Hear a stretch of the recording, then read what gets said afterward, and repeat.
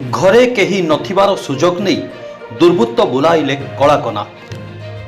कप्तिपदा थाना कौड़ गाँव में मातिछंती लुटेरा।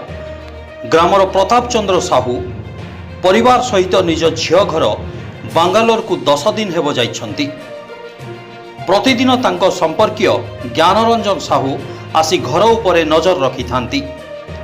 हेले गतकाली से एक कामरे बाहर को जाइथिबा बेले प्रताप घर देखिबाकू आसी पारि नथिले, जहाँकि आज सकाळू से आसी देखिबारु घरर मुख्य कबाट ताला भंगा जाइथिबा बेले घर भितरे विभिन्न रूमर ताला भंगा जाई घर भितरे थिबा गडरेज मध्य भंगा जाइछि।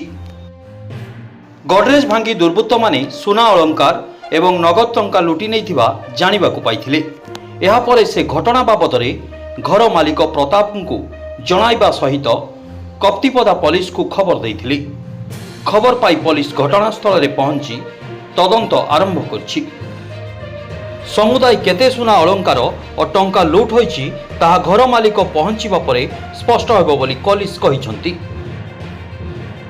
Bureau report, spotlight India.